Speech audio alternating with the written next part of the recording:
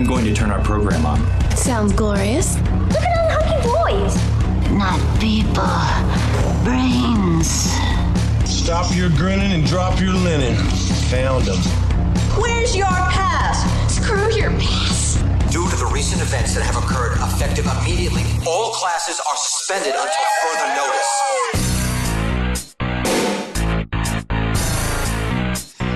Sup. You're listening to Students of Horror, where we don't claim to be authorities on the subject, but students of the genre expanding our studies, one movie at a time. That's right. Our assignment for this episode is 2024's I Saw the TV Glow. As we celebrate the subject of Pride. It's Pride Month, y'all. Yeah. We want to do a Pride episode. Something that's important to us. Something we've always supported. We did Pride episode last year. We've done a Pride episode before. Sometimes it sneaks up on us. It did this year. So we're like, oh, we should do one. And we weren't even sure what movie to pick, but our patrons helped us with this one, and I'm glad they did. I know Brian and I both saw this year it came out, and we're fans of it. Sure did. So thanks for joining us for our study session. We'll do a quick roll call. It's an easy one today. We got Sam. Am I here? I sure am. I can hear myself talking. Uh-huh. And Brian, are you here? Did I just talk to you? Present. You did. Excellent. Present. We're here. Ross, are you here? Absent. He is not. We got a VHS tape in the mail of like some old TV show. I threw it on and Ross was in it. So oh God, he's busy doing something. Here I thought he was moving to Canada. I think that was the name of the show. It's weird. Oh, whoa. Canada. This is getting Yeah. It works. It all works. It all comes back. Before we continue, we must take a moment to thank our study buddies. We just mentioned them, whose generous support keeps the study hall strong for just $3 a month. Want to support in other ways? Subscribe, rate, review, comment, and share the show. And jump into our free-for-all Discord channel. Links to that in the show description below. And actually, before we move on, I do want to say one more thing about Pride. I encourage everybody to donate to some sort of nonprofit that helps the LGBTQ plus community. I will be donating to Trevor Project. I usually donate to them a few times a year. It's even more important now since last year's episode when we encouraged everyone to donate to the Trevor Project. Their hotline was like taken away from the suicide hotline. You used to be able to call the suicide hotline and it would connect you to them if you needed, specialized care for LGBTQ plus. But, current administration took that away. So it's even more important to support. Now, with all 2 students present, the study buddies avowed the reason for the season. It's time to crack open the goo book and officially begin tonight's meeting. Give me that goo. Thank you, Sergio. Thank you. Start with the log line. In late 90s suburbia, a lonely teenager meets a girl at school who introduces him to a mysterious late-night TV show. As time goes on, however, questions begin to arise about why the show sometimes seems more real than their own lives. Certainly. No taglines for this one, though, that I could find on IMDb anyways. I mean, I'm sure maybe or on a poster. Something. I don't even think I don't think it's on the poster either. Yeah. No tagline needed. So this movie was directed by Jane Schoenbrunn, and the screenplay was also by Jane Schoenbrunn.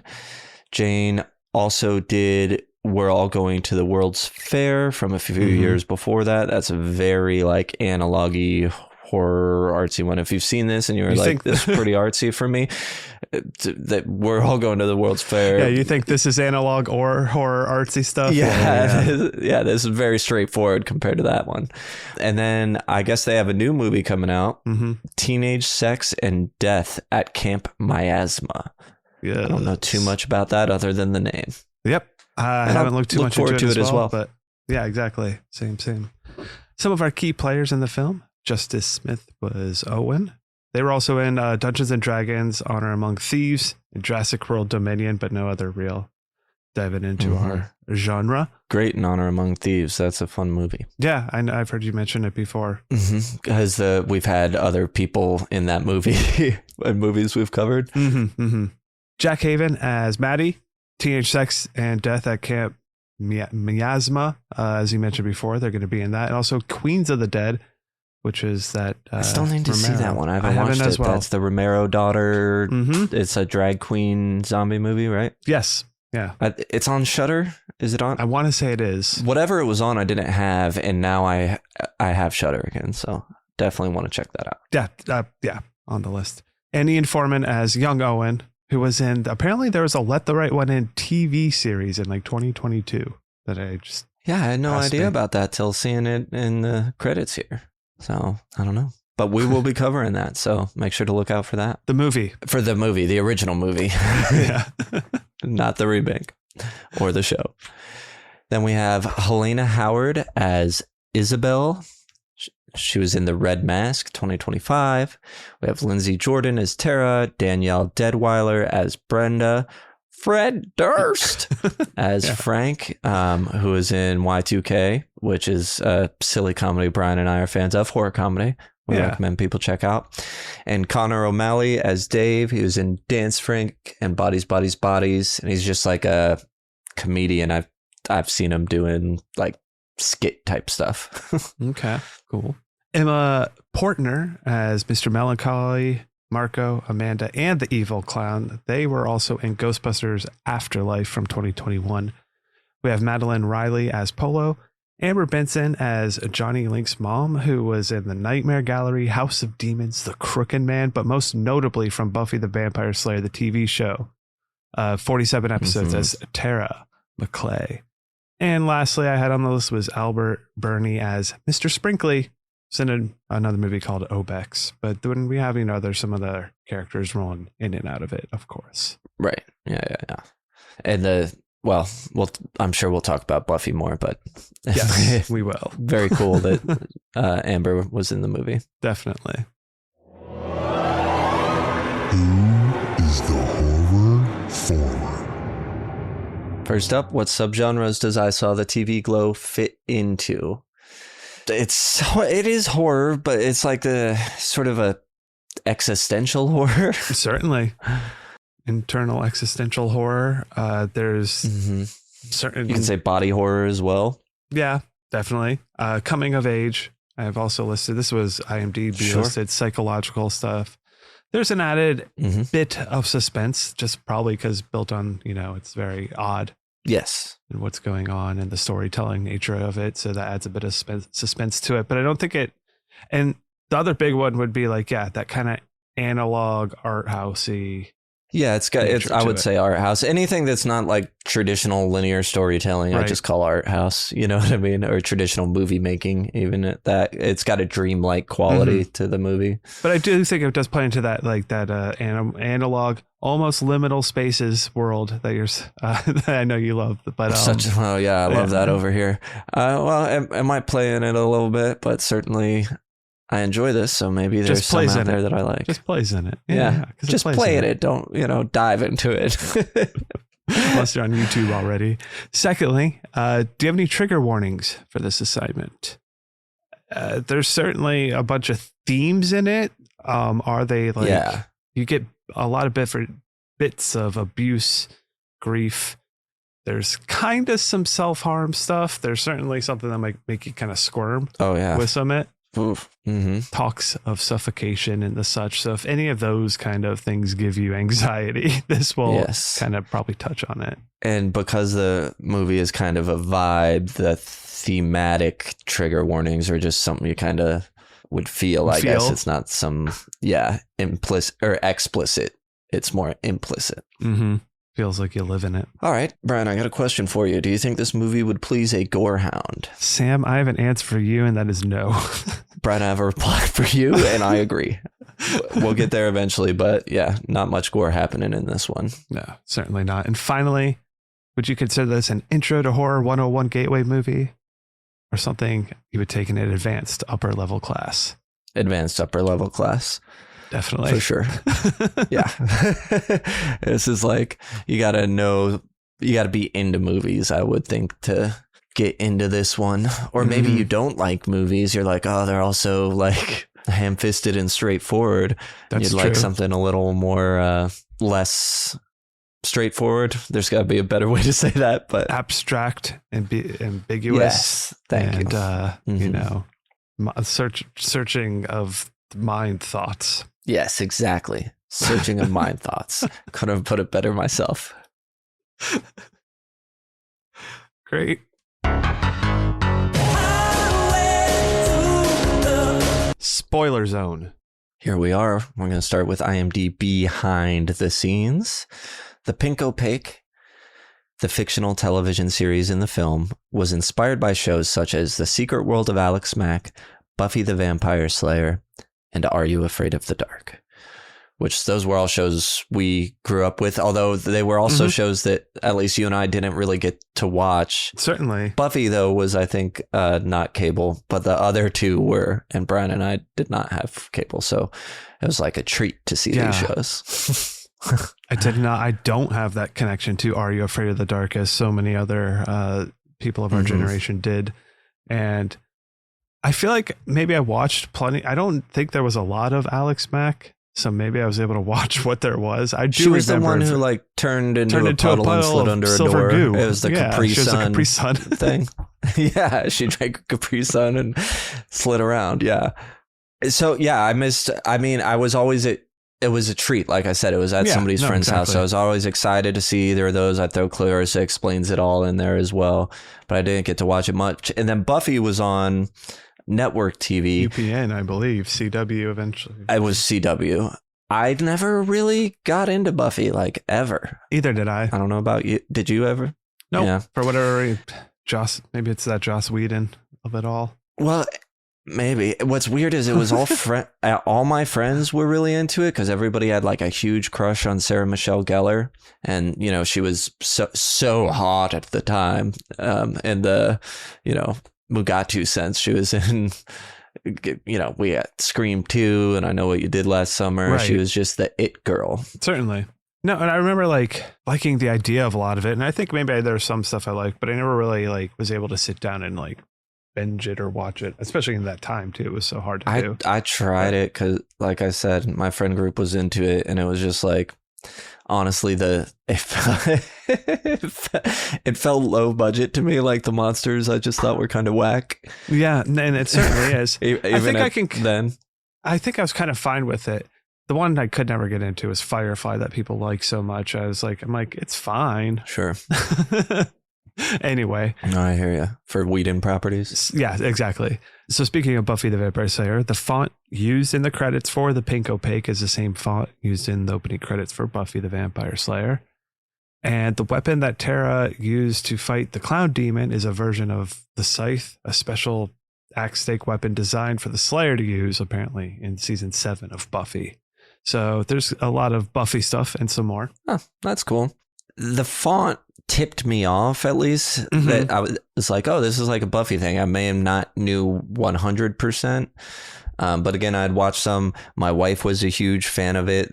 We had, when TV shows on DVD were popular, we had gotten the first couple seasons. I may have even watched the first season, long after it aired. Sure. So I picked up the Buffy vibes like right away. Also, I would just want to say real quick, I love the name The Pink Opaque. It just sounds so cool. I don't know why. It's got a great ring to it. Yeah, no, it sounds great. One of the two main characters of The Pink Opaque is named Tara in reference to the character Tara McCauley, or Mackley. I don't know. Again, I didn't watch Buffy too much. From Buffy the Vampire Slayer. The actor who played Tara, Amber Benson, also appears in the movie. Yes. The Void High School colors, which is the high school the main characters go to, are mustard and maroon, which perfectly match the Sunnydale High colors from Buffy the Vampire Slayer. There you go. And there might even be more references to it and stuff as well. But obviously Buffy is a huge... I'm sure there is. Inspiration. Yeah, I wish... It's cool. Wish I knew more about it. Could pick them up. Exactly, because it doesn't hit you over the head. You would have to know it to really understand those references. Mr. Melancholy's face is a clear reference to A Trip to the Moon from 1902 by Georges Méliès. Georges Méliès. Méliès is definitely how they say the last name.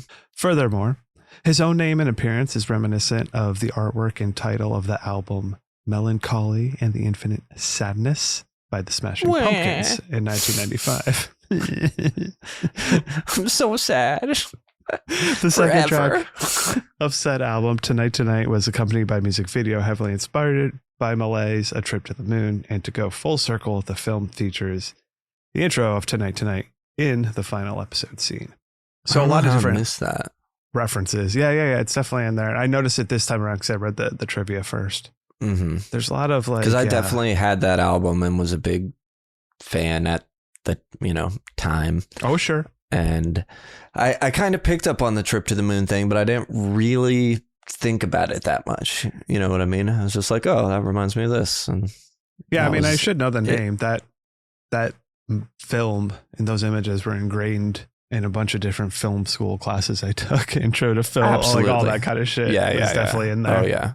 Multiple 90s stars are included in the film. Michael C. Morona and Danny Tamborelli, known for the Nickelodeon series The Adventures of Pete and Pete, another treat to get to see, show up for a brief moment. Fred Durst, lead vocalist of Limp Bizkit, another treat to get to see, also has a fairly significant role in the film. In an interview with Vulture, writer-director Jane Schoenbrunn said their inclusions were less about reverence and more about being haunted by these familiar faces. Which is interesting because I didn't know that any of these people were in this movie till afterwards. I did not recognize Fred Durst or the Pete and Pete. Oh, no. Yeah. See, I definitely did recognize Pete and Pete. I don't remember if I knew Fred Durst before going in or not, but I didn't recognize him the first time around. It took me a second to see it.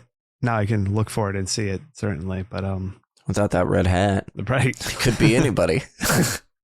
That's just how he blends in. That's like his Superman putting on glasses thing. He just, takes off the red hat, and he's Frederick Durst. Jacksonville native. Attorney at law. The first episode of the Pink Opaque they watch is about an ice cream man named Mr. Sprinkly. The episode makes many references to the Adventures of Pete and Pete episode, What We Did on Our Summer Vacation. Mr. Sprinkly looks very reminiscent of Mr. Tasty. We mentioned before, Morona and Tamborelli, who played Pete and Pete, make a cameo as Owen's neighbors. Maddie also mentions Michael Stipe to Amanda. Michael Stipe made the cameo in What We Did on Our Summer Vacation as a creepy rival ice cream vendor, Captain Scrummy. That's fun. Yeah, just more of like these reminiscence of these weird like pulling in. It sort of vaguely reminds you of things, but not wholly. It's like it's on the tip of your tongue in a way. Kind of like a lot of what this movie is. It just like remembering something from the past. Yeah. Right. Or trying to recall it, but it's not quite there. But then also you're scared. Yeah, we'll get into it. Last, IMDb behind the scenes for this portion. Several of the inspirational slogans on the pinboards of Void High School are relevant to beginning transition or hormone replacement therapy. Among the motivational phrases written on billboards at Void High School are Carpe Diem, seize the day, which means seize the day, to thine own self be true, winners never quit, Semper Fidelis, which means always faithful, I took the road less traveled by, the only easy day was yesterday, commitment, Veni Vidi Vici, which is I came, I saw, I conquered, success, without courage, all other futures are meaningless, and pain is weakness leaving the body. So there's that little bit from IMDb. There you have it. We have a little bit more sprinkled in, but there wasn't too much IMDb compared to like some of the past movies that we've been doing either. Sure. All right. Let's cut open this movie and dive into the premise. In late 90s suburbia, a lonely teenager meets a girl at school who introduces him to a mysterious late-night TV show. As time goes on, questions begin to arise about why the show sometimes seems more real than their own lives. Exactly the log line. Yeah, pretty much. Going with this, I think it is interesting enough. I mean, you have me at 90s suburbia. I'm like, okay, you're going to pick on my nostalgia. And I'm interested in that. Sure, yeah, it certainly works for me. For me, what really works is that the ending of it. Questions begin to arise why the show sometimes seems more real than real life. I'm like, oh, okay, you got me. What? Mm-hmm. Why is that? Nice. Yeah. So, I mean, that idea works for me, and that concept works for me, and is intriguing enough to watch the movie, I'd say. Did that concept work for you? Absolutely. It's rare that we get a log line that can also be the premise that just works. And I'm like, yeah, let's do it. Show me what you got. So now let's run through the movies. We'll do a quick recap for you, Brian, and for our listeners. In 1996, isolated teenagers Owen and Maddie bond over the young adult TV show The Pink Opaque, which follows teenagers Isabel and Tara as they use their psychic connection to fight the big bad Mr. Melancholy, who has the power to warp time and reality. Owen's father, Frank, derides him for watching the show, while Maddie feels deeply connected to it. 2 years later, while watching The Pink Opaque, Owen notices Maddie crying. Maddie explains that she has resolved to run away to escape her abusive stepfather. She implores Owen to join her. He says he will, but then he loses his nerve and stays. Owen's mother dies from cancer, Maddie goes missing, and The Pink Opaque is canceled after 5 seasons, right after she went missing. In 2006, Owen still lives with Frank and works at a local movie theater. Maddie reappears one night, questions Owen about the memories of The Pink Opaque, and claims to have lived inside the show for the last 8 years. She urges him to review the final episode in which Isabel and Tara are imprisoned by Mr. Melancholy in a pocket universe as Owen and Maddie respectively. After finishing the episode, Owen smashes his head through the TV screen in a panic, but Frank pulls him out. And that's one of those is that really happening type of things. The next night, Maddie explains to Owen that after running away, she continued to feel unsatisfied and asleep. She paid a man to bury her alive. She describes suffocating before waking in The Pink Opaque as Tara. She urges Owen to do the same thing to begin the 6th season of the show. Owen loses his nerve once more and runs home, never seeing Maddie again, but remaining haunted by her claims. Frank, Owen's dad, dies in 2010, and Owen's boss Dave transfers him to a family entertainment center. One night, he rewatches The Pink Opaque on a streaming service, but finds it to be more juvenile than he remembers, and just not quite the show. And for the audience, it is completely different. It's not even the same actors. It's totally different. Owen grows increasingly miserable, and his asthma worsens, or his suffocation in the coffin, and as Isabel gets worse. In 2026, during a birthday party at work, he breaks down screaming that he is dying and needs help, to the indifference of everyone around him. As a matter of fact, they all kind of shut down. He locks himself in the bathroom, cuts his chest open, which is him he earlier in the movie he said he was terrified to examine himself. This is what they're doing here. And smiles when he sees glowing TV static inside. Goes back into work, and he's sort of walking through the entertainment place, half-heartedly apologizing to people who totally ignore and do not care at all. And then cut. The end. Written and directed by Jane Schoenbrunn. Beautiful. Thanks, Sam. You got it. Now that we got the story, let's talk about the opening. Did that intro do enough to draw us in? And the intro is kind of really just this, I'll say yes, because I mean it really starts like on that suburban street, and it's just like mood right away of like you have the ice cream truck like at the end of it. I'm like, ooh. Neon colors and the chalk on the ground and the lighting. And then we get and then a young Owen. Exactly. Watching a commercial for The Pink Opaque, kind of getting drawn into and enticed by what that is. And then you get this. And then Owen does the parachute thing at school you might have done as a kid, where you throw it up in the air and then get underneath it and sit on it. But he gets up and starts wandering around, and it's the colors of the parachute, or the trans pride flag colors, which was great for me because on my first watch I was like, oh, like I could pick it up pretty quickly. Right. You know what I mean? It's like, it's there in all these nice, sometimes could be very subtle for some people as well to not even like notice that aspect to it, which is great. Right. And I love that. And it's just this other transition almost to another world and look at things, you're in the gymnasium and then you go, like, this is worlds within worlds. Like we have that's what the whole premise he was just watching TV. First we had, the ice cream truck. Then he's watching TV. Now he's in there. And then the next shot, I think he's watching TV again. And you get the pink lighting and blue lighting on each side, which I know is also used for like trans representation, that specific lighting on each half for characters in shows and movies. Yeah. So yeah, it worked for me in the sense that I'm like, all right, this is, what am I watching here? You know what I mean? It's just cutting between things. Where are we going to end up going? Yes. And I think if you are, it might be tough to say at this point of how you'll resonate with the rest of the movie, but I think it is a good kind of draw in towards its weird, just different storytelling structure. And pacing. But the aspect, pacing and aspect of how the film actually looks. I think it looks beautiful. I think it's shot very well and looks very nice. We'll get into it a little bit more in a moment here, but I think all of that intro does a good job for me and drew me in for sure. Absolutely. And it was really interesting. So this was my first rewatch since it came out, and sort of knowing where it's going and what's happening. Because on my first watch, I was like, who's correct here? Like, is it right?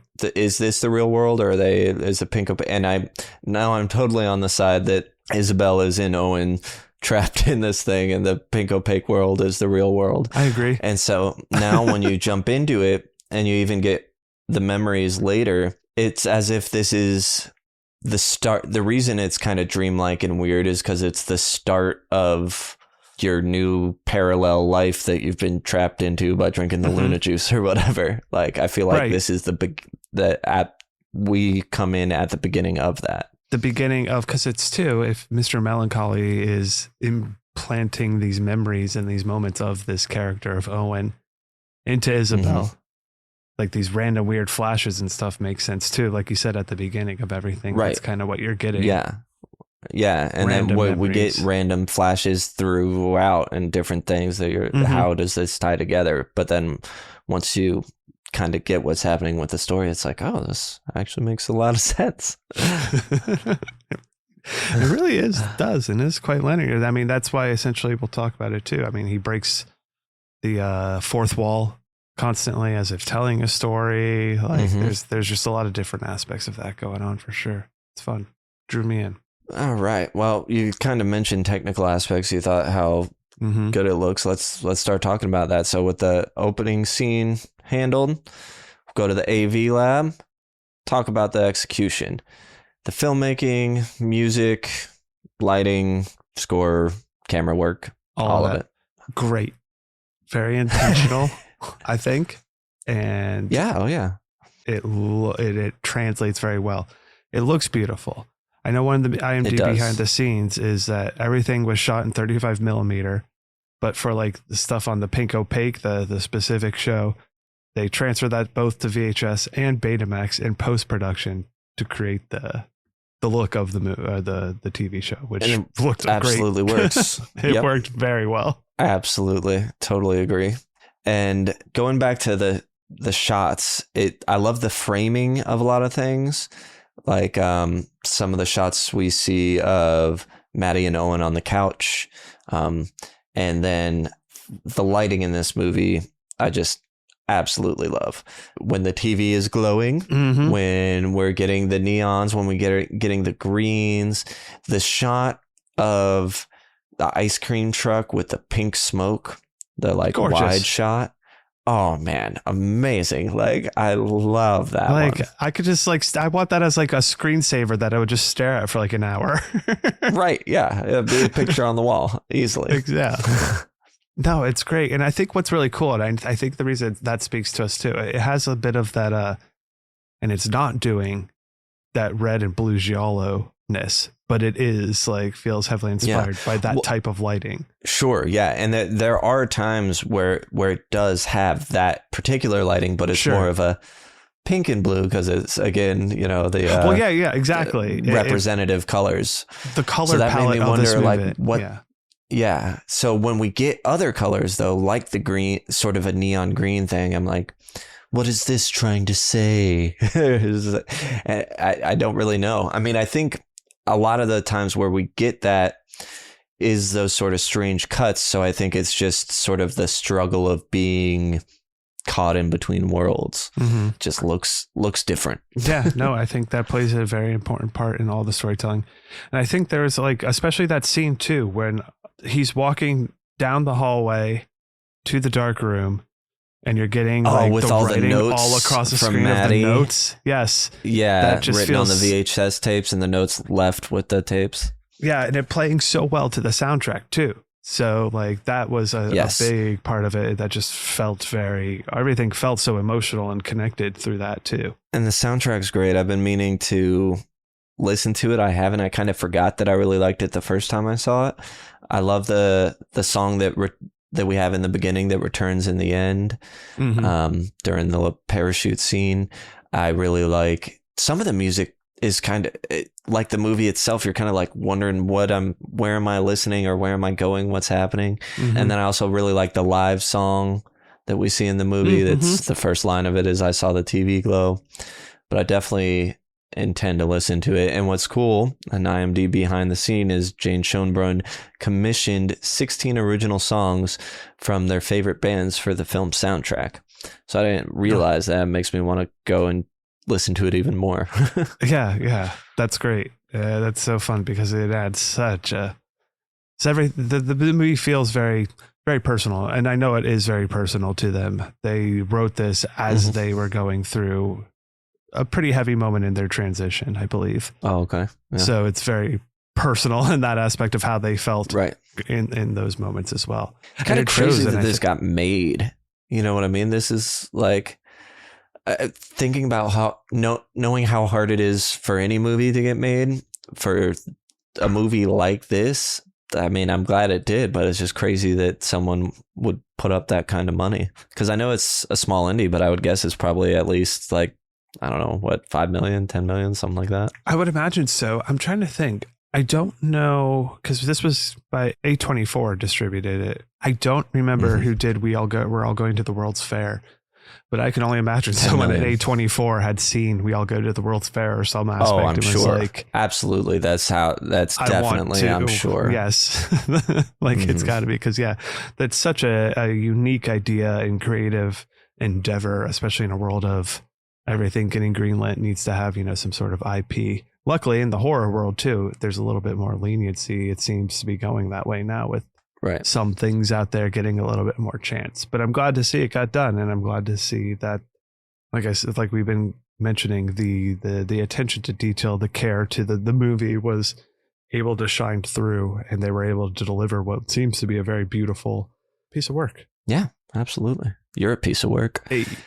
So, do you have anything else to say about the technical aspects of the film? I'm sure if anything comes up, you feel free to. Yeah, I'm sure if it comes up, I'll say it just really is the lighting. I've said it several times, but gorgeous. It just really gets me. Yeah, and I'll agree with that and just add on, because I feel like as well, the music works well to invoke emotion within those scenes. And the framing too. It all comes together and blends really well. I often I'll say there's some movies that are good at a bar. Like you could watch them because they look beautiful, but you don't really need the audio cues from it. But I'm like, you'd be missing out for not getting that from this. It would look beautiful at a bar. It'd be cool to see, but like you're going to miss a connection to it. So all that having been said, did anything break your immersion? Did anything pull you out of this one really and tug on your suspenders? No, I don't think so. So the stuff that would pull my suspenders on a show like Buffy is in that, but I know this is a show like that in this world, so it doesn't pull me out. Sure. If anything, it just reinforces the reality of it. So I can't think of any moments that pulled me out. Yeah, I mean, if you're not on board for the more art house nature of it and the nonlinear storytelling and what it's doing, then I don't think anything is going to really pull you out of it. If you can't get on board with that, then I'm sure like all the little bits could be like, I can't watch this like a movie. Like you just aren't in it to begin with. Right. It's going to be the problem, I think. Oh, for sure. Yeah. And I think I'm starting to turn around on art house type films and be like, I have to be in the right mood or know I'm getting into it, which I think the problem is I always want to go into blind to movies. So when I go in blind and end up with a more artsy type of experience, I'm like usually a little cranky about it. Sure. But I think if I know going in, like, hey, this is just somebody expressing, making a movie, think of it like painting, but in movie making, then it allows me to experience it differently and enjoy it more. To me, And that can be sometimes one of the problems of art house. Even, going in, you're seeing something like that, it can come out feeling pretentious. To me, this doesn't feel that way at all. Absolutely. Yes. It often insists upon itself. Exactly. Not here. I don't get that one bit, which is refreshing. I think that's why it works so well. And you're so, it may be why you're also so open to it. It's because it doesn't ooze that pretentiousness and is allowing you to kind of like it. Okay. So let's jump over to our character area. We'll say, how did we feel about our main cast? Did they feel like real people? Was there any standout dialogue? Were they just walking tropes, doing textbook horror stuff? I mean, none of the thing about this movie is textbook horror. So exactly, they're not making any sort of textbook horror decisions. Well, I mean, it's difficult to really judge it on that kind of horror aspect. Yeah, I don't even think they feel like real people. Now the way I view it, they're not, this is some version of them trapped by Mr. Melancholy in this other world. But the dialogue particularly is it's like they can't say more than 3 or 4 words at a time when they talk. Mm-hmm. And it's all stylized, I guess is the point I'm trying to make. Sure. We talked about how stylized the technical aspect of it is. I would say the characters and the acting is also stylized and the dialogue. Certainly. I agree. I think they all did a great job though at it. For a character not feeling real, you still can identify with Owen, which is like very hard to do, I would say. I'll say that's probably one of my other biggest compliments to this movie is obviously we're 2 cis white dudes. Yes. That are just like not having had any of this growing up, the relation to that. But it does such a good job at just giving you a feeling of how Owen feels, that it feels very relatable, that you can relate to their pain of just not getting in, but it just tugs on it's just sort of the relation of being yourself type of thing. It plays that as well. Like it has a very good clear point of what it's trying to tell with its trans story, but like it works that it can also relate to just so many people just having that feeling inside of them of not being able to be their self and being afraid. Yeah. The first time I watched it I very much related to it because I still to this day feel like I don't speak up or say how I really feel or just stay quiet. And it's different because it's not this, pain within me that if I could just stop, then if I could say something, then I'd feel better. But then the courage that it takes, because now you're also opening yourself up to a world of people who aren't going to understand, but it's worse to keep it in. So you have to go. Whereas for me, I don't have that. It's worse to keep it in. So there's a way I can't relate there. But as you were talking, it made me think, I think the reason compared to other art house type of films is I can relate to the main character, where I feel like a lot of those movies don't have any relatable characters or I don't feel a connection. Sure. I think that might be one big difference here. Definitely the relatability 100%. And I think something that does very well is show kind of like, you could say that Owen takes a long time to possibly find courage to break out of, the midnight to examine realm or whatever. It's to the self-examination. Yeah. And see if they're going to push forward and acceptance. But it does a good job like with Fred Durst's character, Frank, and just like these external factors that someone like that has to experience. Yes. Okay. I'm going to become my true self. But in doing that, there's so many more external factors in the world that are just going to like beat at me because of it. Like, and the 90s was a hyper masculine era, especially compared to today. It was the days of Arnold Schwarzenegger. And I mean, I was into all that stuff. I was, a little boy into action heroes, but it was definitely an era where anything, if you were male and into anything that could possibly be perceived as feminine, you would get picked on. I remember The Princess Bride was my favorite movie pretty much my whole life, but it wasn't until like high school where I really told people, or I would have to clarify. I'd be like, all right, it's a movie where there's like sword fighting and action and stuff. It's called The Princess. Just saying the name The Princess Bride would like, sure, I'd get made fun of. You know what I mean? Yeah. Yeah. So, and I think even though it's such a small, it's a very nuanced part of it, I think that's what the father figure brings to the film, is sort of the attitude of the era. Definitely. I mean, yeah. I think he only has one line even, right? Like, isn't that show for girls? That is definitely the one I was thinking of. I don't remember if he says anything else. This movie's just like driving. I don't think he says anything, but yeah, he plays that role pretty well. But then he still pulls him out of the TV and tries to like get him in the shower, and that's when he's screaming like, "You're not my father. This isn't real world," or something. I mean, all that part is like harrowing. It's a lot. So why do you think he's doing that then? Like, what do you think that TV scene is? Well, when he sticks his head in and it's real, not real. That was after watching the final episode, right? That's when Owen puts his head in the TV. I believe it is. And realizing like, oh, wait, am I Isabel trapped in this world? Mm-hmm.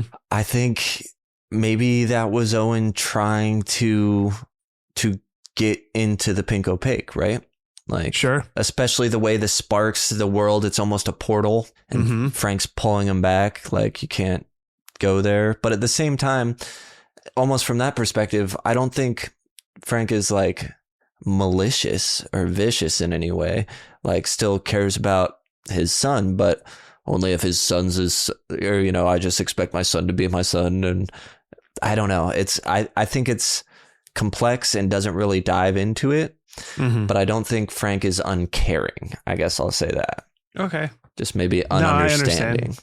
Just, yes, very like, can't understand.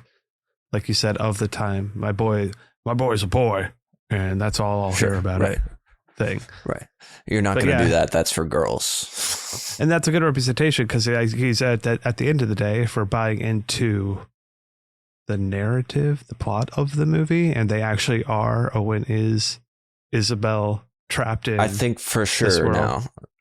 What's funny is definitely my first viewing, I was like, it could be either one. Frank could just be an agent of Mr. Melancholy, you know, keeping him. Oh, absolutely. Like all these people. Oh, yeah, that's why pulling him back. Absolutely. Very good point. And doing something there and keeping him. And his mom could have even been that as well, to pull on a different kind of heartstring, making him scared to leave his mom at some point. Like, just all these different aspects put him on him. It's making me like this movie even more, because when you come out of it, it seems so sort of ethereal. But as we're talking about it, it's like, actually, it is kind of very straightforward in certain ways. It's just you gotta wrap your head around it for it to become that. I don't know, but now I'm loving it because it's doing it's straightforward, but also metaphored and layered. And I love when movies do that. Well, I think it's interesting, and it almost takes, if you want to call it a reverse trope of a lot of movies, a more basic narrative movie, you'll see that and then find the meaning below it, within it, the metaphor beneath it or something. Yeah. As opposed to this is showing you a lot more of the metaphor and the meaning right up front, which makes it look disjointed and weird. And you're finding the story beneath it. And then underneath, you just find the story, which is all pretty like relatable and understandable. Yeah. Just talking about tropes. I mean, we were kind of, no, this is perfect. I was just saying how like we kind of reverse that trope, and you were finding the narrative underneath the blatant metaphor presented to you. Mm-hmm. But there aren't really too many other horror tropes in this. Maybe an unreliable narrator, just because we are so unsure of who. Sure. I mean, that's kind of a big premise of it, is, you know, how reliable is the memory of the past. So absolutely. My first watch, I did not know which was correct at all. I think on my first watch, I didn't even think of that as a possibility, I guess, of the Pink Opaque being real. Like, yeah, exactly. Right. I think I was still so lost in the metaphor and the meaning put on the screen before me of what's going on, and just like, you know, not being yourself. Yeah, and I think partially maybe because it's based the Pink Opaque seems so familiar to us as a show that existed. Like we immediately accept that it's real. So that it's a real show, you know what I mean? Right. In this world, and not to some strange, like if it presented as sort of a unique show that didn't remind us of anything we've seen before, then, you know, maybe we would have gone that way. Right. It makes sense. It's like I guess it does hit back on the fact I'm like, I never once thought that I was actually in a TV show from my past. But I definitely thought so hard that I wanted to be in TV shows from my past. And just like that aspect of like, God, I wish I could have been like, had those Alex Mack Capri Sun powers. Like I remember watching that, just thinking maybe some toxic sludge could fall on me and good things could happen. Maybe I could get bitten by a radioactive spider and not die. I'm really cold. Everything's very dark. But yeah, I think that's what's so cool about it too, though, is that like a lot of these, maybe again, who might do some digging and you could find ways to relate to some horror tropes of making bad decisions. If you want to call Owen's decisions not to listen to themselves and find their path is. But I mean, all of it's been Owen's been scared to look within, right? And see what's actually going on. Yeah. Definitely. But, and so through that is like all this stuff Maddie's trying to do is like, you're trying to get me to figure myself out. No, thank you. I mean, that is a big thing in some movies too. Like not willing to believe what is happening until you can face the monster inside. Can you? Till you're forced to confront it. Certainly. That's great. But did this movie actually manage to fool you with any sort of twist? I mean, I have it also, do you see everything coming? You certainly don't see everything coming, but again, that goes to the nature of the film. Right. And also any other scenes you want to talk about before we move on. I think one of the cool things that I remember is, it's only briefly, when you get, Mr. Sprinkles or whatever, and they're crazy. Like a lot of the effects were really cool. Like, and that wasn't all practical from what I read. Like the melting ice cream. The scary one? The melty one? Yeah. There's supposed to be a lot of practical effects to that. It said all practical, but it looks like there's a lot of obviously digital markup. But I didn't dive too deep into that as well. I thought that's really cool. And when we see Mr. Melancholy's real form or whatever is... It's like disturbing. Finally scary. Yeah. Oh man, the smile with like black silver teeth when he's getting Isabel in the last episode. That's what you're talking about. Yeah. When he finally like comes out, he is actually scary. The character design is awesome. And the way like he keeps sort of decaying and reforming in different ways. The face. It's moon face. Like, it looks like moon cratery thing. Yeah. And it's so weird and just otherworldly again, like just so many aspects, dreamlike, as we keep mentioning. Looks awesome. Yeah, and the way that's shot too, the way that it's like close-ups but with weird focus. So some stuff is distorted. I don't know the technical aspects to talk about it intelligently, but it's well executed. It's dope, bro. All right, well, let's head over to the anatomy lab where we do our gore and all that stuff. But before we get to that, let's talk about the scares. Is it scary? Were there jump scares? Was it tension? Did it miss you? I mean, for me, I will say real quick, to me, the whole thing is just existential dread. Is the feeling it provides. It's just a sort of a atmosphere of just that existential dread. And it's the scary part is it kind of causes you to reflect on yourself while watching it. And are you being the person you want to be? Definitely. If it's going to hit you, that's how it's going to hit you. And it certainly did for me. And I think it did for you and a lot of other people, it seems, relate to this movie on that aspect and many different levels. That's, I'm going to say it again, that's one of the beauties of this is that it can hit so hard on a personal level, but also very beautifully tell this person's story of transition and just what that feels like. It's relatable and lets you know what they feel. Well, I think what's really great about it is it can give people like us some sort of concept. Not that we'll ever really truly understand, but it helps us relate in a way that we might not have ever related before. But otherwise, it's not traditionally a horror movie. There's no scares per se. There's certainly no jump scares. There might be some tension. I mean, we just talked about how unsettling Mr. Melancholy looks. It may be that Mr. Sprinkles scene could give someone a couple nightmares of him when he's like, just all. I mean, yeah, the original Mr. Sprinkles. Yeah, not the one that wants to make soup. That's so fun. But certainly, I think, it's just all living in that and just kind of that overall existential dread you can feel of not being yourself, for sure. Mm-hmm. So let's go ahead and fill out our lab report, run the numbers with the Gorometer. It's time for the Gorometer. Fatality. So that's going to consist of intensity and consistency. Okay, intensity. Is it a 0? Intensity, it's not. I mean, it's not. We don't have blood, but when he cuts himself open, isn't it? It's gives a certain something. Yes, yeah, I agree, 100%. So maybe I would give it. What? What were you gonna say? Please. I was gonna say 1.5 or a 2. Okay, I was gonna say a 1. It got me squirming. Yeah, I'll go 1.5. Let's go 1.5. But there's nothing else that's really going to get under your skin with this one. Mm-hmm. And then consistency, I mean, 0. Yeah, I'd say just a 0. Yes, because we have that, but realistically, how consistent is that one scene to the rest of the movie? Right, one moment. Yeah. So I mean, I guess if something happens, 0.25, just because... I was thinking it, but I could have gone either way, so... Sure. 1.75. Technically, yeah. And that feels fine. That feels accurate. Some people might even be like, huh? What?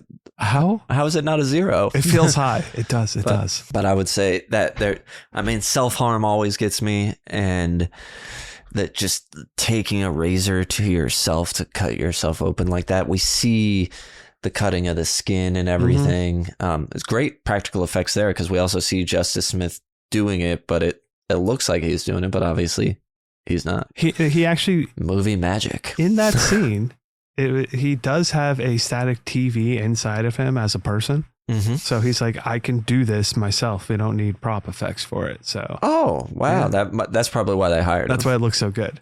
Probably why they hired him. Yeah.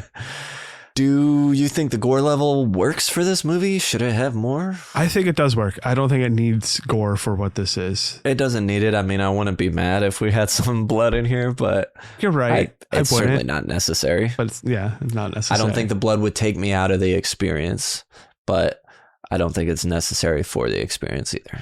Correct. Some blood, okay. I don't think it needs massive amount. I think massive amounts would take us. If it became a movie for gore hounds, it would be different. Yeah. Yeah. I don't think well, who knows? All right. Let's go to our ending here. The climax.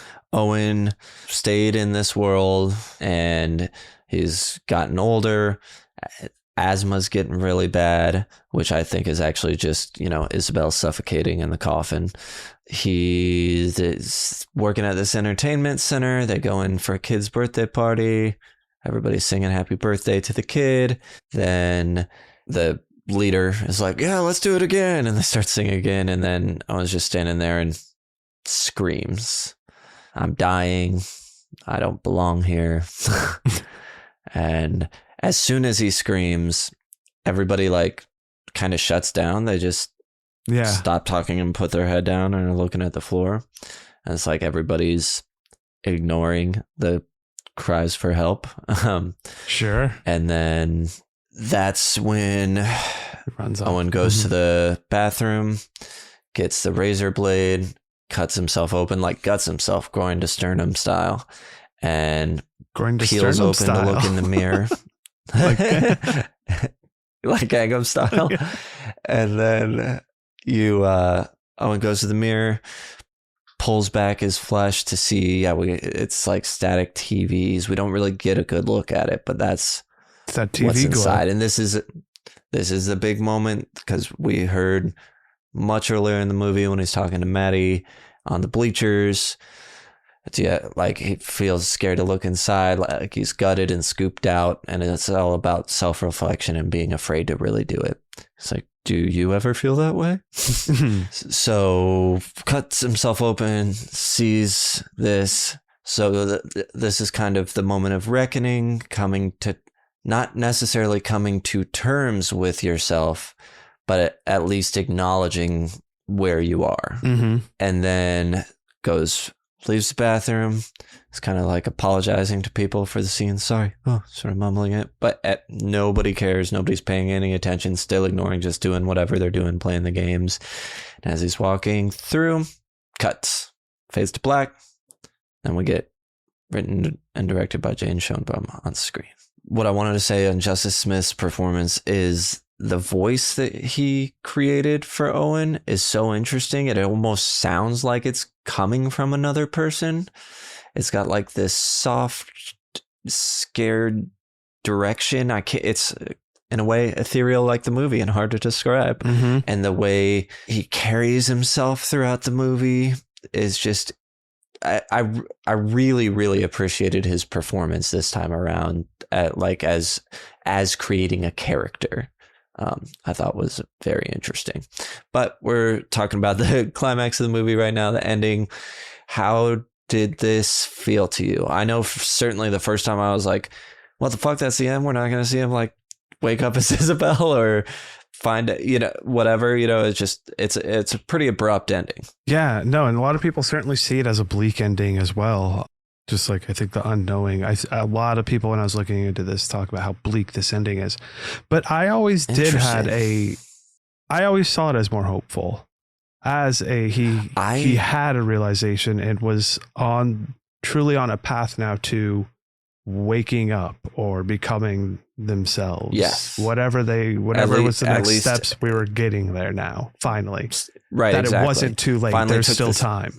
Like I agree. The final message was that she left for him on the screen. Like, you still have time or whatever it was that's written there. Yeah, written in the chalk that we see on the street throughout the movie. Yes, I agree. It's I think there's a lot of different ways it can be taken. We do have the finally looked at yourself, but there's still a lot of work to do from there. You're going around apologizing to people now that you've figured out who you are. Mm-hmm. So it's still a struggle. And I like to think of it, if this whole movie really is Isabel being stuck in Owen, and that's why when Owen has the conversations with Maddie, and Maddie's like, but then it was like I was this age, I got older all of a sudden, and then I was this age all of a sudden, and no time had passed in between, and that's all these cuts in the movie of 2 years later, 8 years later, 10 years later, 20 years later, whatever it is. Mm-hmm. And then the fact that it just fades to black and is the end, I like to think of it as that's Owen finally breaking through to Isabel, and that's why it ended, because it's no longer in this movie verse. Right. Yeah, cut to Isabel waking up, buried wherever, escaping. Right, and the Pink Opaque. So it's no longer, there's nothing to see here anymore. That's how I like to think of it. Yeah, no, and I know one final IMDb behind the scenes regarding the ending. Justice Smith revealed in an interview that there was more footage filmed after the moment the camera cuts to black and Owen is apologizing. Said footage painted a happier ending because it showed the character walking a little longer until embracing a bright light, signaling a moment of finally starting to admit the inner truth. But the director decided to cut sooner to make the point less firm. Sure. But again, cutting to a bright light could still obviously signify coming out of being buried alive. It's suffocating. Right. Totally. As a character. Or going into the Pink Opaque or whatever it is, seeing the light. Mm-hmm. I'm fine with that being cut, because the other thing you can take it as like, well, let's say Owen still is stuck there and is going around apologizing, is kind of showing like, just because you've finally looked in to yourself and you're starting to do the work doesn't mean you're done. You still have a lot to figure out. It's not like there's a final answer. You're still always going. So there is no answer. So therefore the film doesn't have one. And it's not going to be easy. And there are external factors that may or may not care. They may help or may not help, or just might not do anything. Like these people, like you could be like in the process of figuring yourself out, figuring something the next steps that you need to take. And you've proclaimed that to people and they just don't pay attention to you. Not that there's going to be people that try to hurt you, try to put you down and stuff as well. But there's also this other factor of just like non-help that can certainly be a part of it that you have to overcome. Right. Which really works for the metaphor.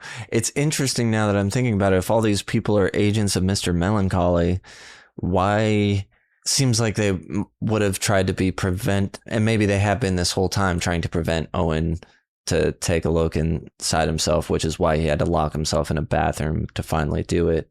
It would have been interesting to see some sort of struggle maybe with him and the manager or something, of him like trying to cut himself to examine himself and having that pushback from someone. But, would have been interesting. It's not necessary. I like the movie we got. Well, yeah, but I mean, like, it's interesting. I think you could dive into it because, I mean, I think this is like the same manager maybe that's known him for 20 years. They've been working at this place together.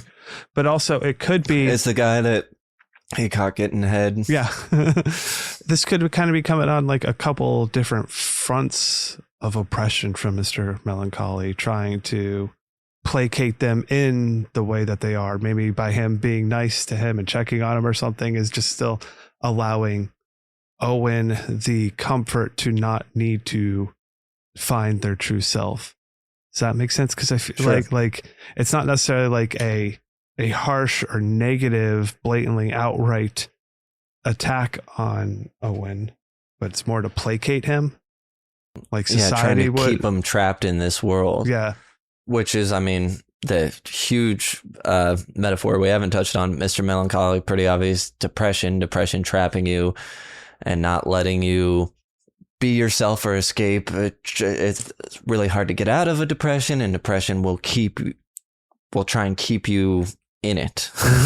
But obviously, Mr. Melancholy is a real evil villain in the world. It's both, which is what's so great. Fun. Which I don't think about that often when I was first watching this movie. So great, that wraps us up there. Yeah. So what did we learn about, I don't know, pride, LGBTQ plus? So this is trans specific, which I think again for us is a little more learning. There is more learning we can get from it, and more learning we can do. I think. But I think this, like you mentioned before, I do think this was a good way to peer into what it can feel like to go through this, and made it relatable. I think that the pain of not being who you are had more clarity, became more real, became more relatable, experiencing it this way. And I think that this movie, because it has a strange way that it's beating you over the head with metaphor, and it's not at the same time.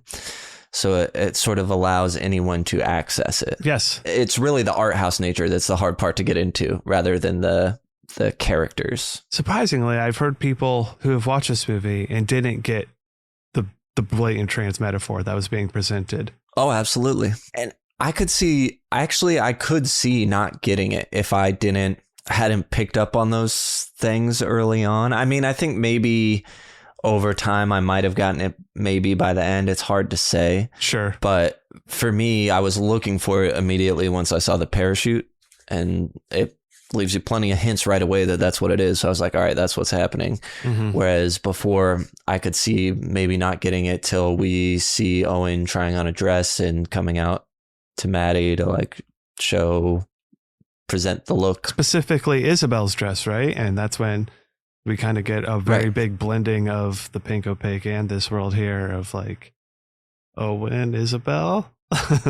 Like same thing. Right. And that's when we get shots of like, the Pink Opaque blending into like the characters from the show walking, but then the characters from the movie walking in the same spots and back and forth and different things like that. I don't know. I think just because it was obvious, it sounds like to both of us, I can see not picking that up on your initial watch, I guess. Sure.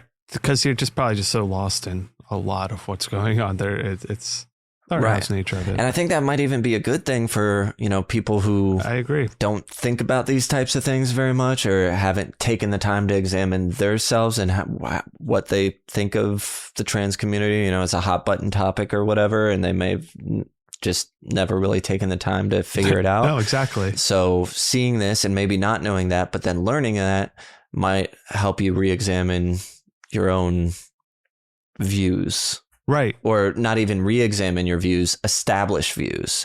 Like examine yourself to find out what your views are. No, that makes 100% sense. Like, yeah, it's all through the relation and understanding, we're all people. We all go through shit. Some people have it a little bit harder. And this was a way to, for the people that are having it harder, to open up a door to the people that have inherent privilege and show that there is, right. This is what it feels like to some degree. And I think that's beautiful. And I think that's what we learned, and I know we're always ready to learn. Continue more. learning. Yeah, definitely. Students of life. Students, that's what we do. Oh, yeah, man. I will learn all the time, man. Sure. All right. Let's go over to the extra credit questions. How would we survive? How many of us are sacrificed? This is interesting. So we've been buried. So I think we are the Pink Opaque in this situation, yeah. And we go into this, we've been... Depression. Ross isn't here, so it makes it easier for the two. Yeah. And I don't know that I would escape it. Yeah. I think I'd be like, oh, and I don't know if I would have that kind of courage that it takes to get out. I'm afraid of that too, or it would take me a very long time if I am indeed struggling with that important of an inner turmoil, I think. You know what's interesting? I don't feel necessarily afraid of self-examination. It's I guess I don't know, but that is the fear in this. So I don't know. I'm afraid that I would just be wanting to stay trapped. It goes back to the depression thing of Mr. Melancholy and Depression, and having been depressed at different periods throughout my life. When you're in it, it's really hard to get out of, and it's really sort of easy to embrace, even though it's not good for you. So I feel like I'd kind of be on that side of things. Yeah. And I think the self-examination is one big part of it, but I do think it is, once you have the self-examination, the ability to present that, realize who you are, and then actually have less fear, or being courageous enough to face the fears that come with presenting yourself as you are. So that's a big part of it too. I think there's afraid of like self-examination because you're afraid that you're going to find something that's going to be hard to be accepted into the world.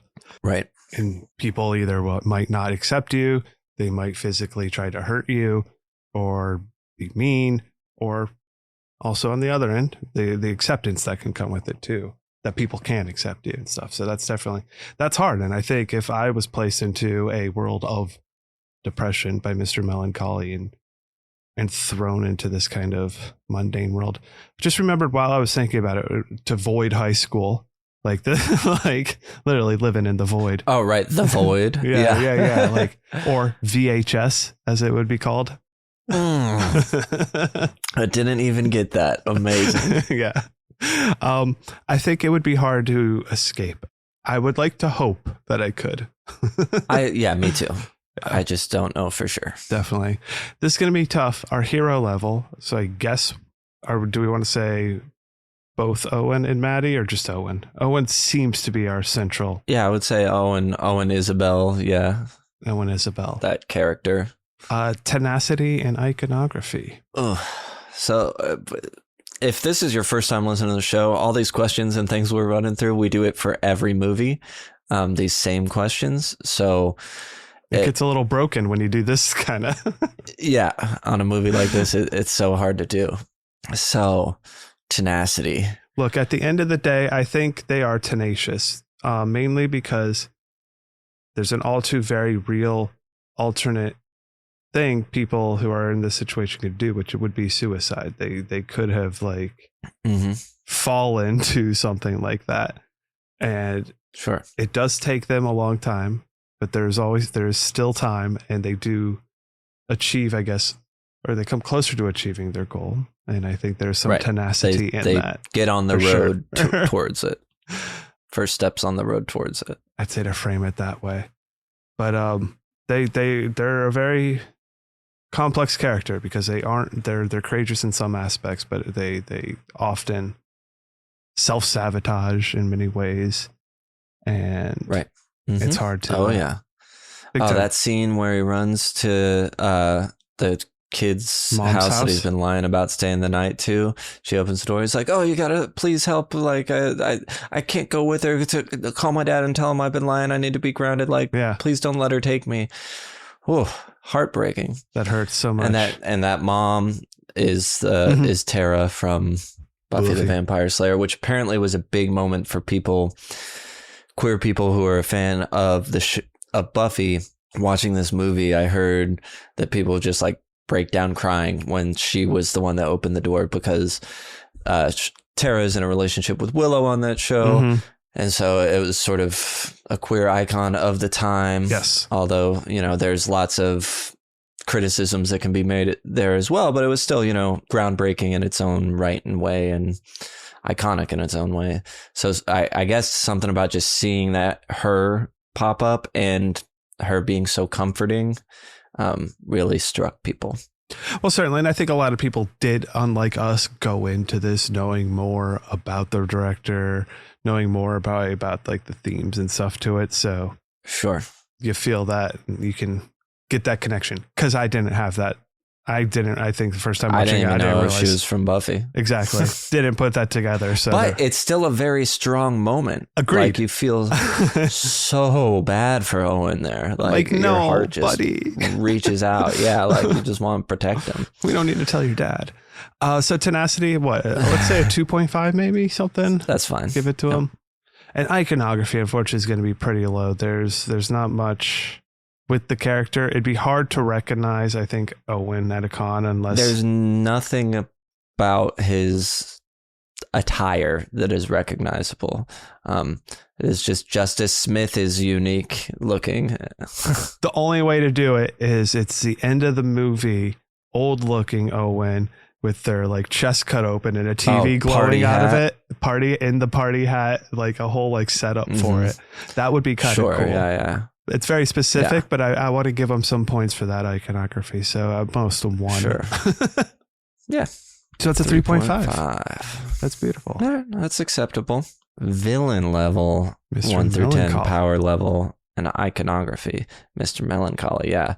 So power level, incredibly powerful. Warping time and space. Yeah. Send you into like where you think you're in another world, just stuck in your.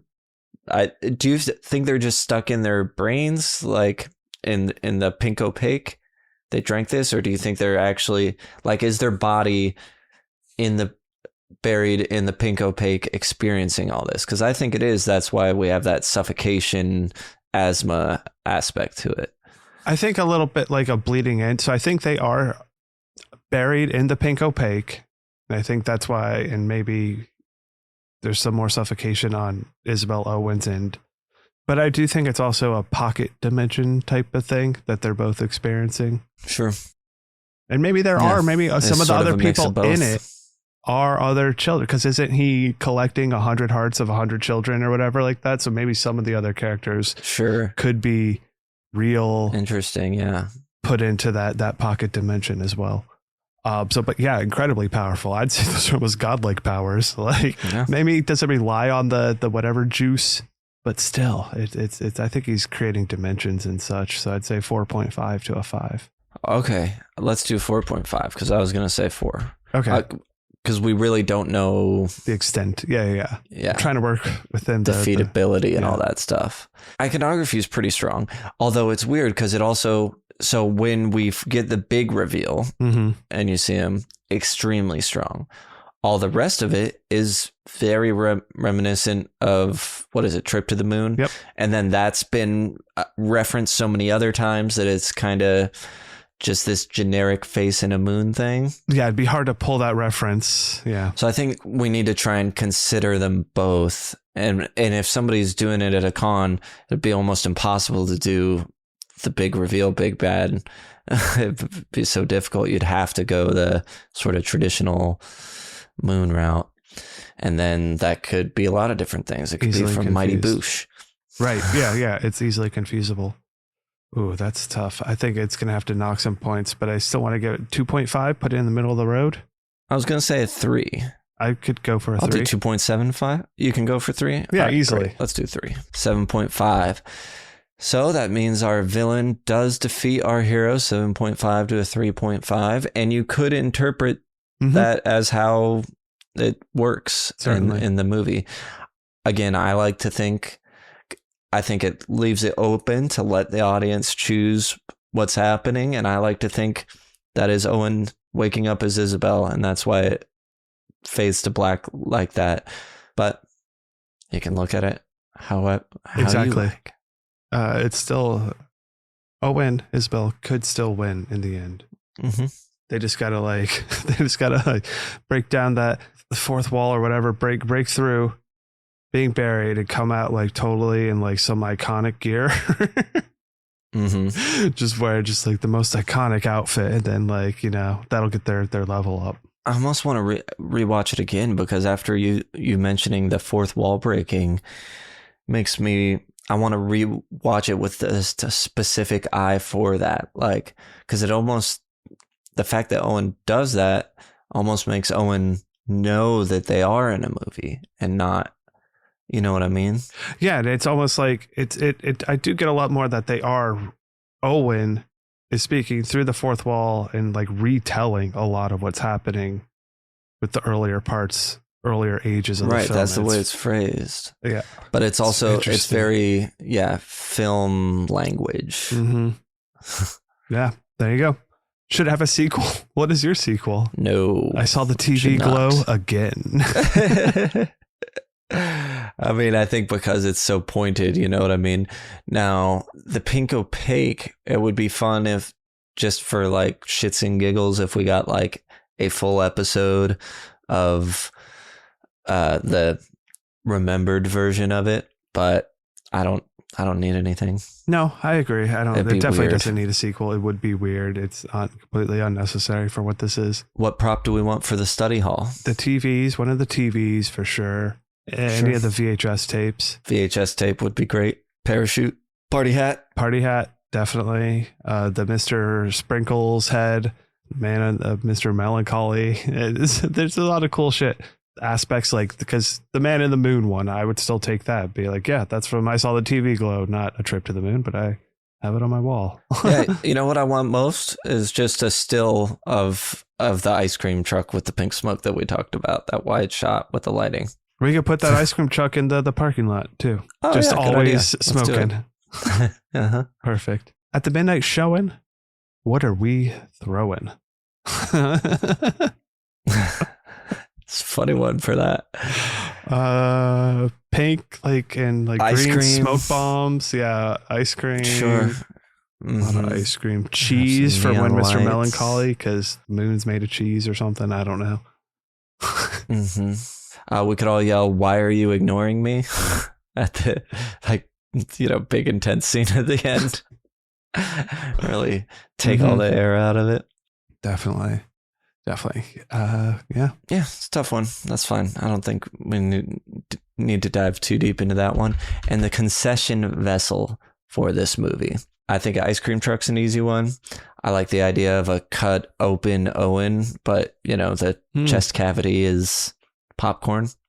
I'd like to think that maybe you make some like a special concession itself, like cookies, like chocolate chip cookies, but they're gray to look like Mr. Melancholy's face. And yeah, there you go. Have a special I Saw the TV Glow Mr. Melon cookie. I love it. All right, let's do it. I only want your fingers. Should we all cut our fingers open and bleed on it? Can you wrap your fingers around this? I'll take a Voorhees burger and a side of Jason's fingers. Show them. We're going to rate this movie now. On this show, we use a grading scale of 0 to 5 points. Each point represents a different quality about a movie. These ratings are intended to be subjective on how we feel about a movie, not if a movie is objectively good or bad. So let's get into it. And why don't you go first, big dog? Sure. I've been thinking about this one all day, and I don't remember what I originally gave it when I watched it, but I'll run through the score real quick, because the second time around, I definitely enjoyed this movie a lot more. Engaging 1, I'm going to give it a fold 1. The first time I was engaged because I was watching for the story. Second time I was engaged because I was looking for just more out of it and searching the frame and just looking at loving what I've been looking at. I'm going to probably have to give Sticky a 1 as well. I've certainly it's definitely sits with you. The main theme of it all, we said the relatability of it is just, it just sits so much inside you. And if like you like the aesthetic of it, the storytelling nature of it, I think the stickiness of it sticks with you. Stuffable. You want any stuff? Yeah, I would definitely take stuff. I mean, I bought the Blu-ray for it. Like you said, just having a picture of that ice cream truck would be cool. For now, I'm going to give it a 0.75. You want the Soundtracker score on vinyl? I might, but a 0.75. Why not? Cockles will get a 1. It hits on the cockles very much so. I enjoy everything I'm seeing on screen. Just gives you that feeling. And rewatchable, I'll probably give it a 0.75 as well. I think it's highly rewatchable. I'm more interested in going back and re-examining things, but it's heavy, so it can be hard to just I think give it that full 1. But a 4.5 I feels great for it. I feel like that's on point. Awesome. I will now do my scores to see how I go. And I know, because I saw on Letterboxd, I gave it a 3.5 on my first watch. I know it's going to be higher now. I knew it was going to be higher. I wasn't sure how much. But as we've talked about it more and more, I've grown to appreciate it more. So engaging is definitely a 1. Big time 1. I'm in it, which is funny because it's a very almost quiet movie, even though it's not. It's slow in a way. It's hard to describe. It's a movie you could easily fall asleep to, and I don't mean that in a bad way. I don't really know how to phrase it because the engaging is a 1. Sticky. Definitely a 1. I've really enjoyed thinking about it, especially knowing we were going to talk about it, sort of re-examining it and revisiting it. Not that there was anything I really forgot, but it's a second watch really opened me up to interpret the movie differently because I know what I'm getting into. Stuffable, I'm going to go a 1. A t-shirt or just the movie poster I think would be cool enough for me. I'm fiddling with whether or not I want the soundtrack or the movie. We talked about the imagery from it could just work as a still. So full 1 on Stuffable. Cockles, what did it do for the cockles in my heart? Yeah, that's a full 1. The colors, the lighting, the soundtrack, what it's about, the overall metaphor, and now all the talking we've done about how it works on so many different levels and there's different ways to explore it. I feel like we could do another episode on this movie. And rewatchable is where it's going to get a bit hung up. I think I'm going to go 0.5 on rewatchable. I think I do want to watch it again. Like I said, even just talking about it, there was like reasons to go back and watch it again that I wanted to examine. But I think sort of that slow pace of the movie makes it, I've got to be in the right mood. And just the art house in general. Like normally this type of movie, I am not a fan of. But I think talking about it really made me realize hitting on that character relatability of just being yourself, which is, again, still something I find myself, biting my tongue all the time, which is, nothing compared to the pain of having a TV inside you. But it just makes it relatable. I guess it's the point I'm going for. Sure. So that gives me a 4.5. I feel great about that. Awesome. I love to hear that.